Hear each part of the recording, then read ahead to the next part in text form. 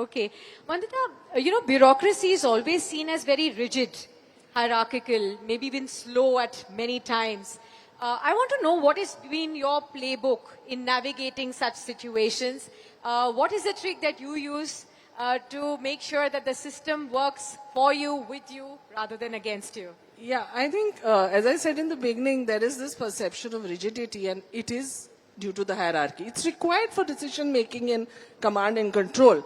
But when you are actually deliberating, you have to drop all that. And you have to have a fair table where everybody can speak up. So I think communication has been the key for me in terms of getting projects done.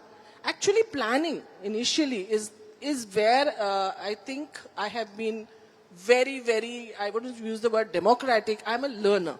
So I accept that I don't know everything. And I can't. There are experts who are doing things. There are people who know much more about me in a certain field. I may be good in some things. So we are a team and we are learning from each other. So that's, I think, which gets jobs done. And also a lot of reading, a lot of hard work. And everybody puts it in. Then they're happy to work with you.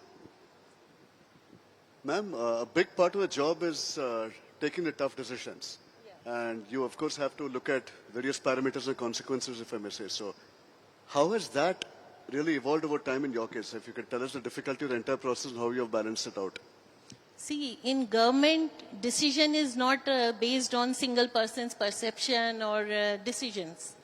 So, we have a team, we discuss, we interact with each other, and we come to the conclusion, and then decisions are taken. So, taking decision is not that much difficult or my sole responsibility. As a team, we take a decision, and as a team, we implement it. Vandita, when it comes to decision making, in your kind of a role, the margin of error is almost zero. So when it comes to making a decision between two options, say, which have equal amounts of risks, how do you take that decision? I think ultimately, as I said, a lot of discussion and as informed as it can be, but then we have to take care that the timelines don't get exceeded. So then I have to own the decision I take. And I have to jolly well stand by it and get the job done. If I've decided this is the path to be taken, I have to make sure my team is able to navigate that path and we get it done. So ultimately you have to own your decisions. There is sometimes a lot of gray area in decision making, and only in hindsight you will know. But if you don't take decisions, it's worse than taking a slightly wrong decision, and you can correct your course as long as your intent is good. If your integrity is fine, your intent is good, you're well informed, you just take the decision. Ma'am, does it really therefore become a combination of what one would say mental and emotional strength in terms of survival? Would I be right in saying that? In government system, obviously mental... what did you say? Mental and emotional, I said. Yes.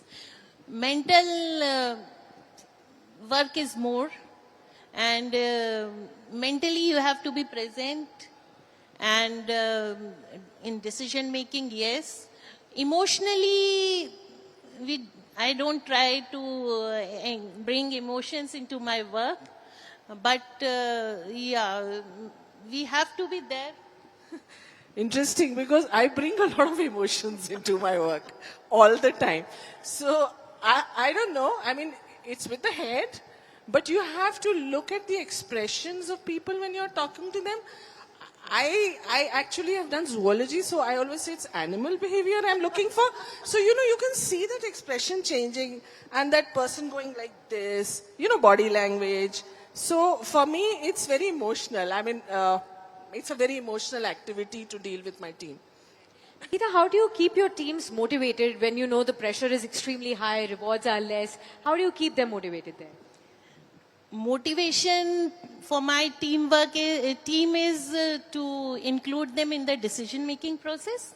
And we hold lots of discussions, we involve people and take their viewpoints and look at the data which is there and look at the situations which are there, and we discuss, and I keep encouraging them, and I take their feedback, correct myself if it is there. So financially we cannot motivate anybody, but being behind their back, supporting them, that I think is the motivation which was there for me, and I try to give that same motivation to my team also.